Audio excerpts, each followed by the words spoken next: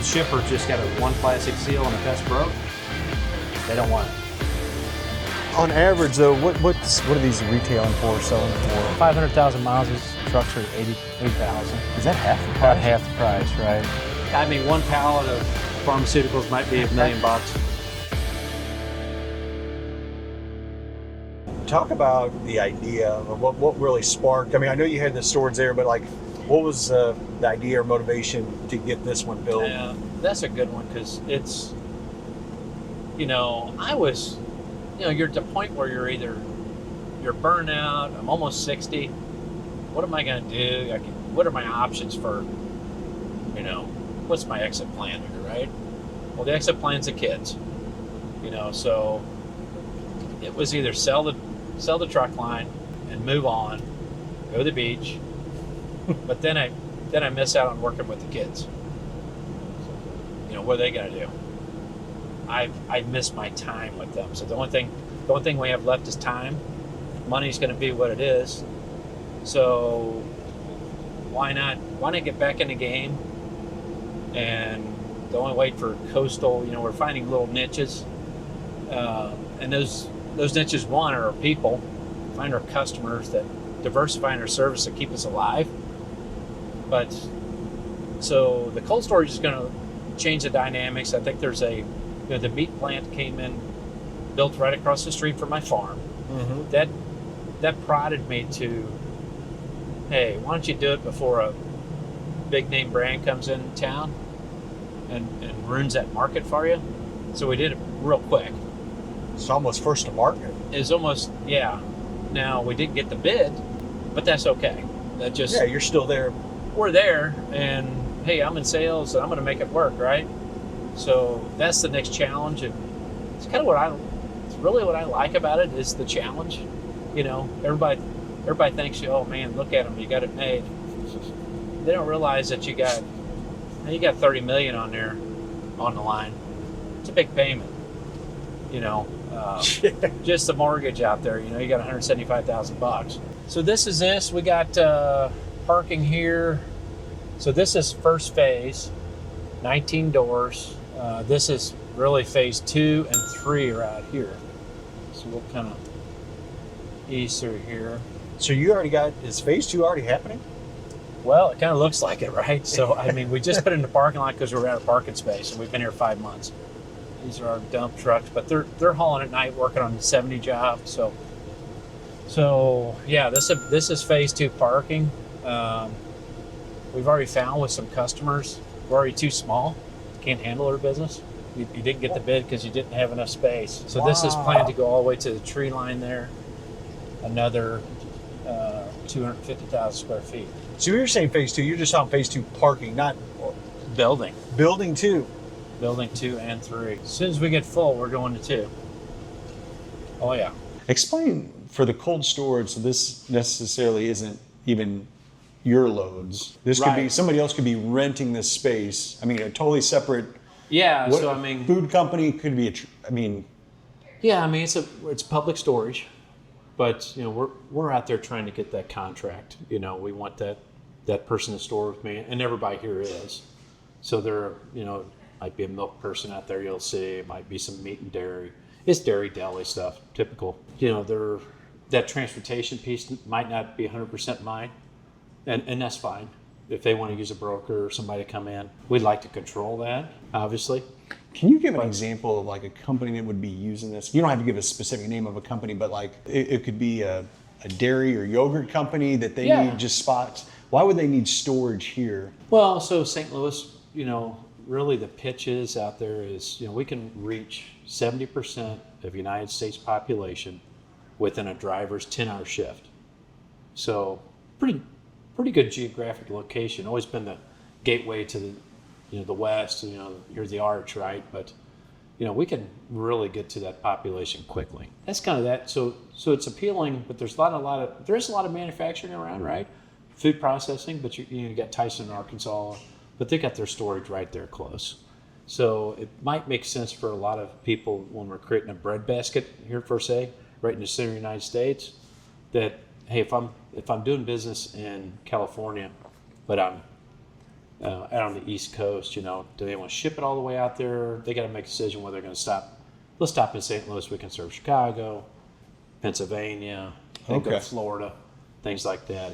It's a good central distribution hub. You'd have this storage unit here versus, I'm going to need to go back to example, let's just say a yogurt company, versus them. Why would they be shipping directly from the manufacturer or the processor to the end user, to the grocery store? Why would it come here to storage?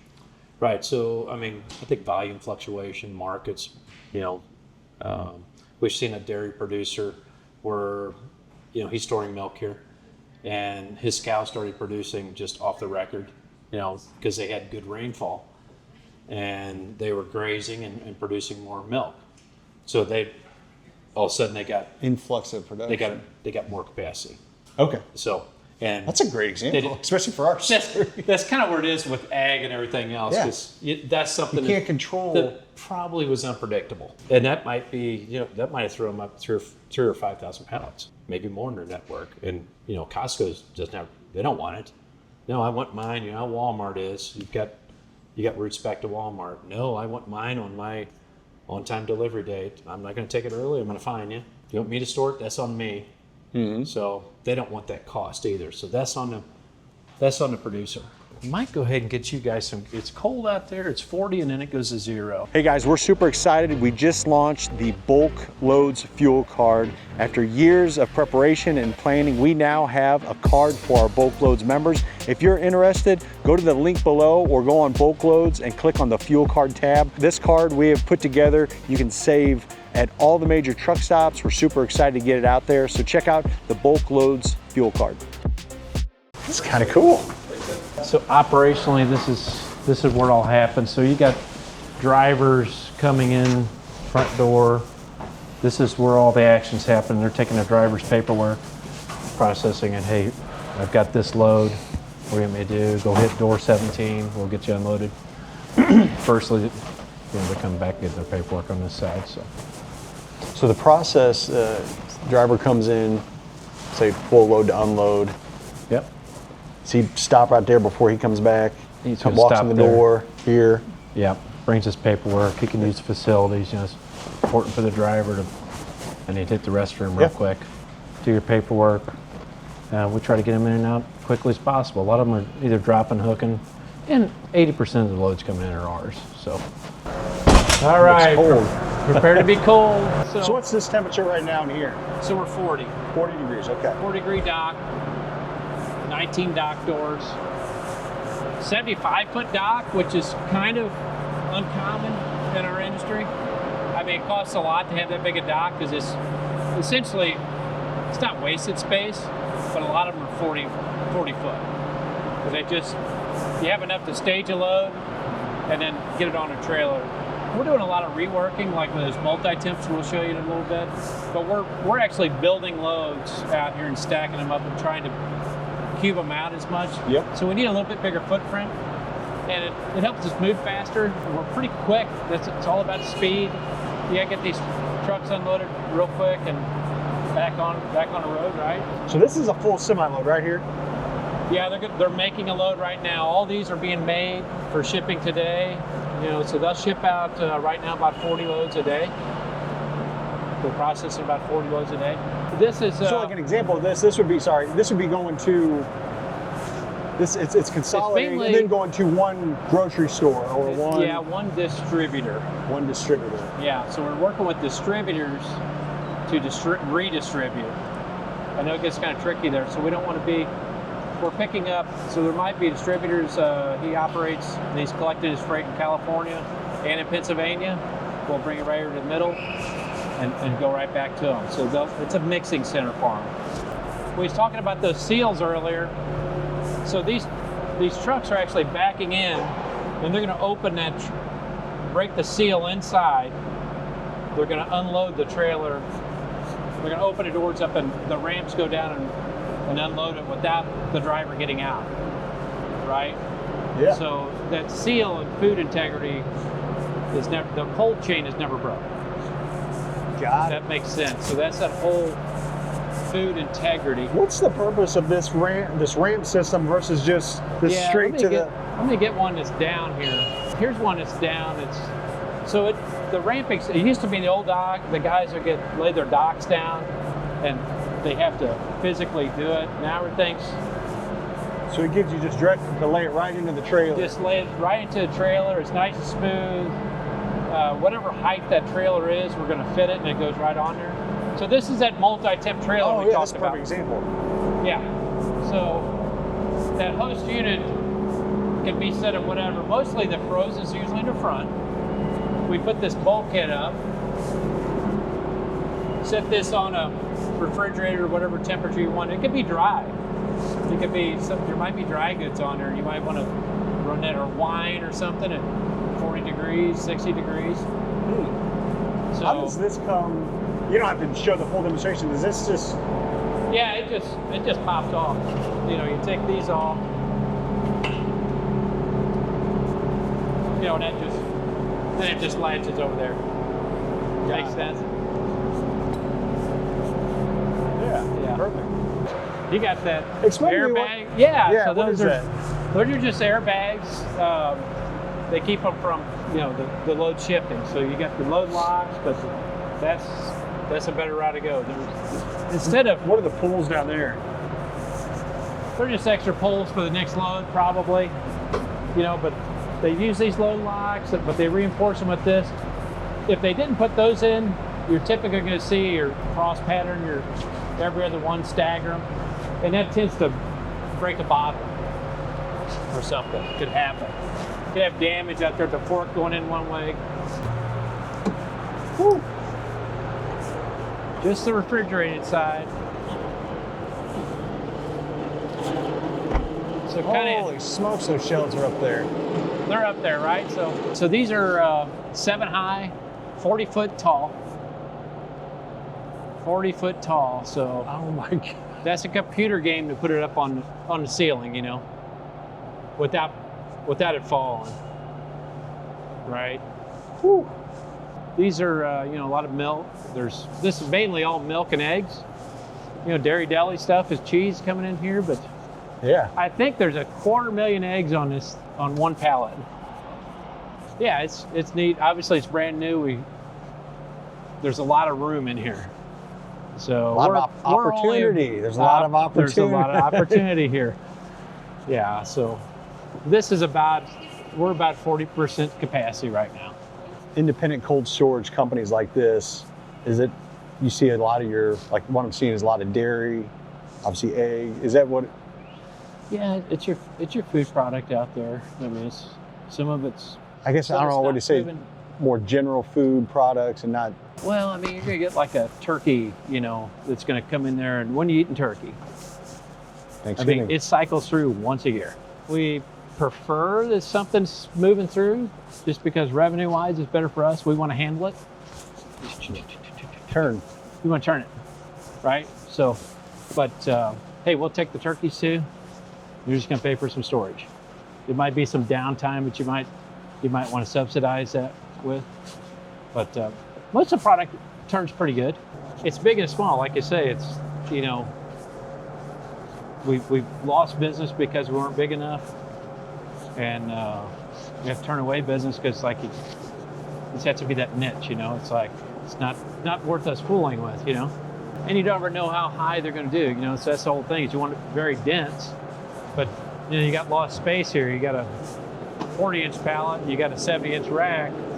Well, you just lost that, but you have to make it versatile enough where a guy has 110, because he's going to cube his trailer out. He's like, no, I'm paying for a whole slot, and I want the whole slot. Yeah, that's right. He does, but these are, they're 2,000-pound pallets. So if you put something over there like, I don't know, whatever this smacking is, it's going to be 100-inch pallet, 100-inch tall. Sunflower seeds. Oh, neat. So this is Cash, my son. Oh, hey, Cash. Jared Flinn. Good to meet you. So Cash runs the maintenance for the whole facility, campus, everything, indoor, outdoor, the equipment. So he's maintaining it. Even though it's new, it's breaking, right? Or it's in the process, or has kind of like the shop has to be PM process. You know, so this is his shop, and again, like the square footage wise, believe it or not, this is the same size as that warehouse that we saw in Troy. This is 9,000. That was only 10. So Dylan is doing the maintenance at the shop for the trucks. You're doing the maintenance here for this cold storage. Interesting. Yeah. So it might be a sensor that's going bad on the, so these are automatic sensors when they open up. Boom, forklift goes in. But let's face it, the drivers are drivers, operators are operators. Things are going to break. So I don't know how many times the door is going to mess up, but it's going to mess up. Yeah. How many forklifts are in this facility? We have 5 reach trucks, 5 of these, 5 stamps like that, includes the clampers, and then 4 Toyotas and 19. A lot of maintenance. Yeah, a lot of stuff working. That's 19 out there working now. So you got? You got six spares. Yeah.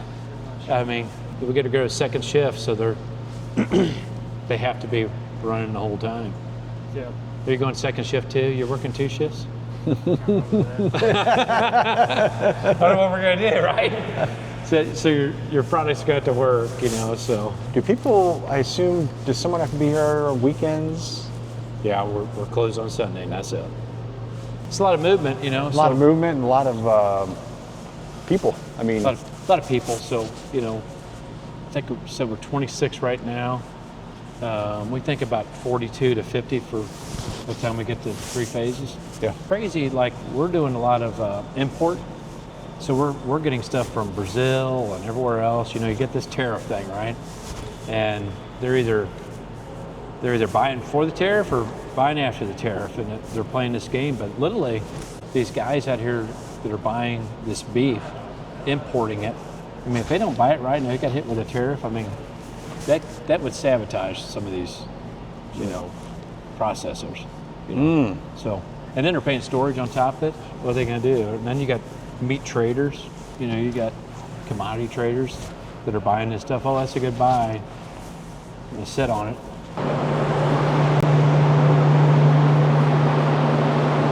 So loud in here. So that's 0. That's all right.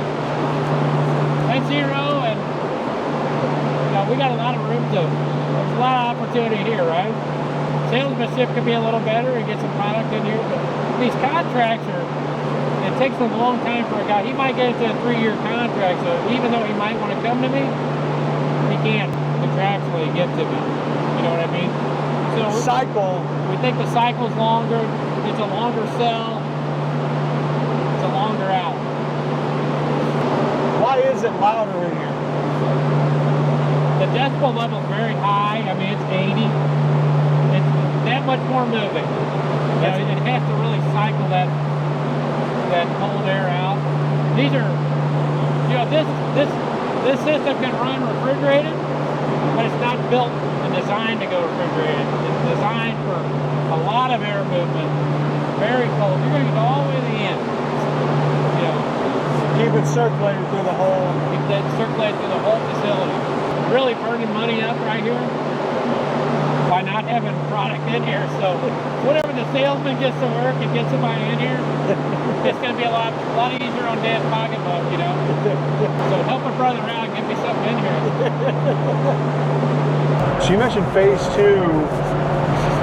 If everything lines out, when would that be operational? We can build it. We think we can build it in about 8 months. All the permits, everything's done. Okay. So a year from now? Well, we're not going to do it till we need to be at 80% capacity. Before we start cash flow. I thought you said that some people aren't going to give you business until you get more space. Hell, that's right. But we got to chicken and the egg. It's got a chicken and the egg, right? Yeah. Cash flow. Yeah. It'll get there. It's just we're 6 months into this thing, and rock and roll. We're getting things going. We are active. We're on pace. It's just you can't get there quick enough, right? John, I can't thank you enough for allowing us to come out here and get a tour of the trucking operation and the cold storage. But again, I said this on the whip with my son. I was like, this one is kind of near and dear to my heart because it's my hometown. And you talk about getting emotional. I get emotional just like, Yeah. it's cool to come back to Troy and feature companies. I go all over the world and feature some of these, but this is just cool to come back to good old Troy and do this with a fellow. It means the world, that you consider us, to come through, because you're making a name for yourself out there. You are traveling, and it means a lot that you come back and see us too. So, it's been fun, and there's, like you said, there's an opportunity for everybody, and I'm glad that you gave us the opportunity to come take a look at us and spend a little time with us. Well, I love what what you're doing with your kids as well, and it's inspirational for me to see that other business owners are seeing the value and the time, and I think sometimes we take that for granted. So that's awesome. I think we do, and I think it's a challenge other people to do that. I mean, all we have is time. Yeah. And what better thing to do with your time than spend it with your kids? Yeah. I mean, that's what we're here for. Okay. Awesome. Thank you so much. Thank God you bless very you. much. Appreciate God bless it. you.